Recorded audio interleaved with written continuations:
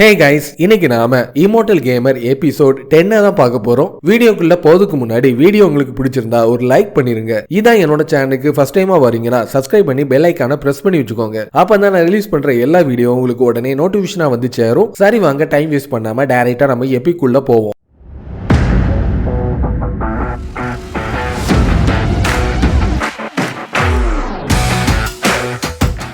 Phone நம்பரை வாங்கிட்டு யோசனையோட அவ வீட்டை நோக்கி போயிட்டு இருக்கும்போது உன் மூஞ்ச பார்த்தனா சாப்பிடலன்னு மட்டும் நல்லாவே தெரியுது. உனக்காக நான் அதிகமான சாப்பாடை வாங்கி வச்சிருக்கேன். நம்ம வீட்டை நோக்கி போவோன்னு ஒண்ணுமே தெரியாத மாதிரி ஷாப்பிங்க்கு வந்த மாதிரி பேசிட்டு அவனை அங்க இருந்து கூட்டிட்டு போயிட்டு இருக்க. இங்க என்ன நடந்துட்டு இருக்கு, இவன் இந்த அளவுக்கு சேஞ்ச் ஆவான் நான் நினைச்சு கூட பாக்கலன்னு அவ குழப்பத்தோட வீட்டை நோக்கி வந்துட்டு இருக்க.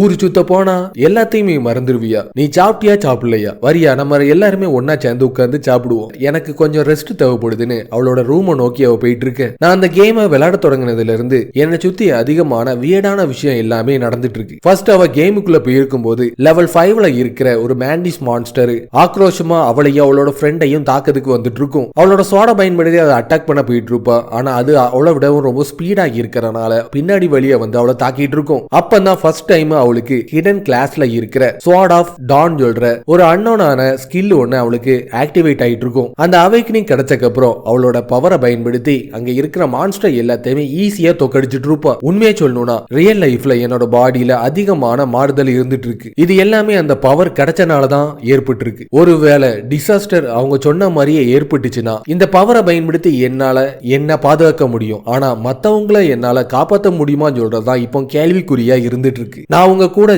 ஜாயின் பண்ணாலும் சரி பண்ணாம இருந்தாலும் சரி நான் சீக்கிரத்துல ஸ்ட்ராங்கா மாறி என்னோட குடும்பத்தை நான் நல்லபடியா பாதுகாத்தே தீரணும்னு அவ முடிவு பண்ணிட்டு இருப்பா. மத்த விஷயத்தை நினைச்சு நான் கவலைப்படுறதை விட்டுட்டு கேமிங்ல போக்கஸ் பண்றதுதான் எனக்கு இப்ப ரொம்ப முக்கியமான விஷயமா இருந்துட்டு இருக்குன்னு அவனுக்கு கிடைச்ச பணத்தை பயன்படுத்தி ஒரு புது வீடை ஒண்ணு வாங்கிறதுக்கு தயாராயிட்டு இருப்பான். இவன் பார்க்கிறதுக்கு ரொம்ப யங்கா இருக்கான். உண்மையானவே இவன் பணக்காரனா இல்ல பணக்கார மாதிரி நடிச்சிட்டு இருக்கானா? நீங்க இப்ப வாங்கணும்னு ஆசைப்படுற அந்த ப்ராப்பர்ட்டி ரொம்பவும் விலை மதிப்பு தக்கதா இருந்துட்டு இருக்கு. உண்மையிலேயே நீங்க அதை வாங்கணும்னு ஆசைப்படுறீங்களான்னு கேட்டோன்னே உடனே அவனோட கார்டை எடுத்து கொடுத்துட்டு இருப்பான். பிளாக் விஐபி கார்டை அவன் வச்சிருக்கிறத பார்த்து அவன் மொத்தமா அதிர்ச்சியாய் நின்று பார்த்துட்டு இருக்க. உடனே அவங்க அப்பாவையும் அம்மாவையும் கூட்டிட்டு அவன் புதுசா வாங்கியிருக்கிற அந்த வீட்டை நோக்கி கூட்டிட்டு போயிட்டு இருக்க. இந்த வீடு நான் நினைச்சதை விடவும் ரொம்ப பெருசாவே இருந்துட்டு இருக்கு. எங்க வாழ்க்கை ஃபுல்லாவே நாங்க உழைச்சாலும் இந்த அளவுக்கு பெரிய வீடை வாங்குறதுக்கு வாய்ப்பே இல்ல. இது எல்லாத்துக்குமே நீ எத்தனை வருஷம் இஎம்ஐ கட்டணும்னு காத்திருக்கேன்னு நான் தெரிஞ்சுக்கலாமா? எந்த ஒரு இஎம்ஐயும் கிடையாது. என்னோட கேமிங்ல டோர்னமெண்ட் மூலமா கிடைச்ச பணம் எல்லாத்தையுமே பயன்படுத்தி தான் இதை எல்லாத்தையும் வாங்கியிருக்கறனால இனிமேல் நீங்க பீஸ்ஃபுல்லா இந்த இடத்துல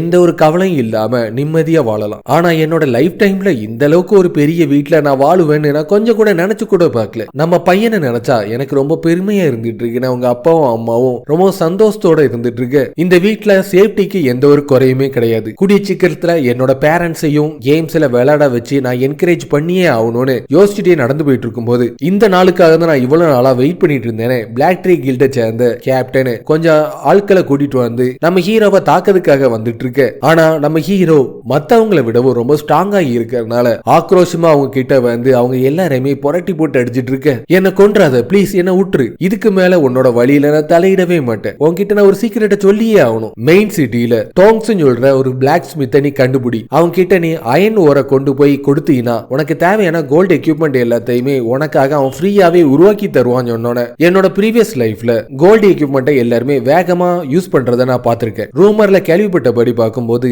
ஒரு என்பிசி தான் இது எல்லாத்துக்கும் முக்கியமான காரணம் நான் கேள்விப்பட்டேன். இவன் சொல்றது எல்லாத்தையும் வச்சு பார்க்கும்போது கண்டிப்பா அவனா தான் இருக்கணும். இனிமேல் ஆன்லைன்லயோ ஆஃப்லைன்லயோ என்னையோ இல்ல என்னோட குடும்பத்தை சேர்ந்த யாரையாச்சோ நீ முட்டாள்தனமா தாக்கணும்னு முயற்சி பண்ணா கூட உன்னோட கதையை மொத்தமா நான் முடிச்சிருவேன்னு ஒரு மரண பயத்தை அவனுக்கு காட்டிட்டு இருக்க. நீ என்ன சொல்ற, 100 டன்ல இருக்கிற அயன் ஓரை நீ எனக்கு கொடுக்கணும்னு ஆசைப்படுறியா? அது மட்டும் உண்மையா இருந்துச்சுன்னா உனக்காக ஃப்ரீயா வெப்பனை உருவாக்கி தரதுக்கு நான் தயாரா இருந்துட்டு இருக்கேன். ஏற்கனவே சொன்ன மாதிரியே டோங்கு சொல்றவனை சந்திச்சுட்டு அயன் ஓரை எடுக்கிறதுக்காக அவனோட கோபால்ட்ட அந்த இடத்துல சமன் பண்ணி மைனிங்ல ஈடுபட்டு இருப்பான். என்னோட அண்டர்வெல் கேட்ல 12 கோபால்ட் சாம்பிஸ் இருந்துட்டு இருக்கு. இந்த கோஸ்டுக்கு இவங்க தான் பெர்ஃபெக்ட்டா இருக்கிறனால எனக்கு டைமும் ரொம்ப கம்மியா இருக்கு. சீக்கிரத்துல நான் அதிகமான அயன் ஓரை கலெக்ட் பண்ணியே ஆகணும்னு எல்லாத்தையுமே சேகரிச்சுட்டு இருக்கும்போது கொஞ்சம் ரேட் மான்ஸ்டர் அவனை தாக்கிறதுக்காக அந்த இடத்தை நோக்கி வந்துட்டு இருக்கும். உடனே அவனோட கிறிஸ்டல் தண்டர் ஸ்கார்பியன் அந்த இடத்துல சமன் பண்ணி அது எல்லாத்தோட கதையும் முடிச்சிட்டு இருப்பான். வேரியஸான டைப்ல இருக்கிற மான்ஸ்டர் எல்லாத்தையும் கலெக்ட் பண்றது மூலமா என்னோட பவர் அதிகரிக்கிறது மட்டும் இல்லாம என்னோட ஸ்ட்ராட்டஜி மூஞ்சிலேயே என்னால ஸ்ட்ராங்கா மாத்த முடியும்னு ஏற்கனவே அவன் தோக்கடிச்ச அந்த ரேட் மான்ஸ்டர் எல்லாத்தையுமே ஜோம்பியா அவன் மாத்திட்டு இருப்பான். அப்ப அந்த இடத்துல ஒரு பிரிஸ்ட துரத்திட்டு லெவல் 16ல இருக்கிற ஒராசியஸ் ரேட்னு சொல்ற பாஸ் லெவல் மான்ஸ்டர் ஆக்ரோஷமா ஓடி வந்துட்டு இருக்கு. அங்க நடக்கிற எல்லாத்தையுமே ஒருத்தர் லைவ் ஸ்ட்ரீமை ஆக்டிவேட் பண்ணி எல்லாருக்குமே தெரியப்படுத்திட்டு இருக்கு. என்கிட்ட இருந்த பணம் எல்லாத்தையுமே அந்த வீடை வாங்கிறதுக்கே நான் செலவழிச்சிட்டேன். தானா ஒரு பாஸ் என் வீட்டை தந்து என்னை எடுத்துக்கோன்னு கதவை தட்டி சொல்லும் போது நான் வேண்டான்னு சொல்லவே முடியாதுன்னு அவனோட பவரை பயன்படுத்தி அது கூட சேர்ந்து சண்டை போடுறதுக்கு தயாராகிட்டு இருப்பான். லைவ் ப்ராட்காஸ்ட் மூலமா அங்க நடக்கிற எல்லாத்தையுமே எல்லாருமே ஆர்வத்தோட பார்த்துட்டு இருக்கும் போது பிளாக் ட்ரீ கில்டோட கேப்டனா இருக்கிற ஜோவும் அது இருந்து பார்த்துட்டு இருப்பான். அப்ப அந்த இடத்துல ஃபர்ஸ்ட் கில்டா இருக்கிற ஃபியூரி யூனியனை சேர்ந்தவங்க வர்றத பார்த்தோன்னே என்னதான் நீ ஃபர்ஸ்ட் கில்டோட பிரசிடண்டா இருந்தாலும் உன்னால இவனை தோக்கடிக்கவே முடியாது. இவன் ஒன்னை விடவும் ரொம்பவும் பெட்டராவும் ஸ்ட்ராங்காவும் இருந்துட்டு இருக்கான். உன்னால முடிஞ்சா இவனை தோக்கடிச்சு பாருன்னு அவனால நம்ம ஹீரோவை தோக்கடிக்க முடியலன்னு மறைமுகமா எதிர் டீமை சேர்ந்தவங்களை அவனை கொல்ல சொல்லி அனுப்பிட்டு இருக்க.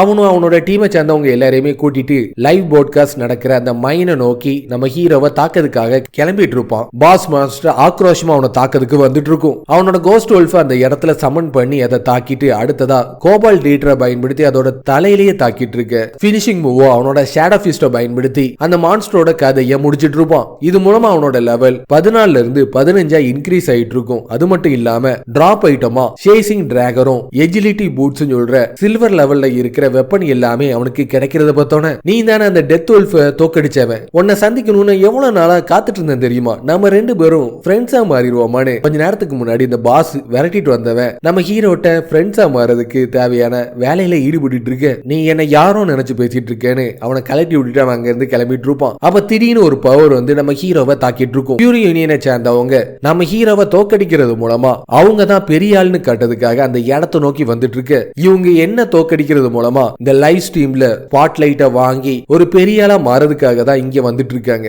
தானா எக்யூப்மெண்ட் எல்லாமே எனக்கு வரணும்னு ஆசைப்படுற போது நான் எப்படி வேண்டாம்னு சொல்ல முடியும். கவுண்டர் அட்டாக் படி 15 நிமிஷத்துல அவங்க எல்லாரையுமே அவன் கொண்டுட்டானா சின் வேல்யூ எதுவுமே ஆட் ஆகாதுன்னு அவனுக்கு இன்ஸ்ட்ரக்ஷன் வர்றத பார்த்தோன்னே இன்னைக்கு உன்னை நான் உயிரோட விடவே மாட்டேன்னு லீடர் கெத்தா பேசி முடிக்கிறதுக்கு முன்னாடி ஹீரோ ஆக்ரோஷமா போய் அவன் மூஞ்சிலேயே ஓங்கி ஒரு அறை ஒண்ணு கொடுத்துட்டு இருக்க. உனக்கு எவ்வளவு தைரியம் இருந்தா என் மூஞ்சிலேயே நீ அரைஞ்சிரு, உடனே அவனை கொன்றுங்க நான் ஆர்டர் கொடுத்தோன்னே ஒன்னா சேர்ந்து நம்ம ஹீரோவை தாக்கிறதுக்காக ஆக்ரோஷமா நெருங்கி வந்துட்டு இருக்க. உடனே அவனோட இன்விசிபிலிட்டி மோட ஆக்டிவேட் பண்ணிட்டு இருப்பான். அவன் அங்க இருந்து மறைஞ்சு போறத பார்த்தோன்னே மேஜர்ஸ் எல்லாருமே அவங்களோட டிஸ்பெல் ஸ்பெல்ல பயன்படுத்தி அவன் எங்க இருக்கான்னு கண்டுபிடிக்க தயாராயிட்டு இருக்கிற நேரத்துல அவனோட ஸ்பீடை பயன்படுத்தி ஆக்ரோஷமா பின்னாடி வந்து அவங்க ரெண்டு பேரோட கதையும் முடிச்சிட்டு இருப்பான். ஒரு பாஸோட கதையை முடிச்சனால நீ ரொம்பவும் பெரிய ஆளா மாறிட்டேன்னு நினைச்சிடாத. நம்பர்ஸ்ல நாங்க தான் ரொம்ப அட்வான்டேஜ்ல இருந்துட்டு இருக்கோம். உடனே அவனை கொன்றுங்க நான் ஆர்டர் கொடுத்தோன்னே எல்லாருமே ஆக்ரோஷமா அவங்களோட பவரை பயன்படுத்தி தாக்குனதுல அந்த இடமே மொத்தமா வெடிச்சு சதறிட்டு இருக்கும். அதோட நம்ம ஹீரோவோட கதையும் முடிஞ்சிட்டுன்னு அவங்க எல்லாருமே ரொம்ப சந்தோஷத்துல இருந்துட்டு இருக்க.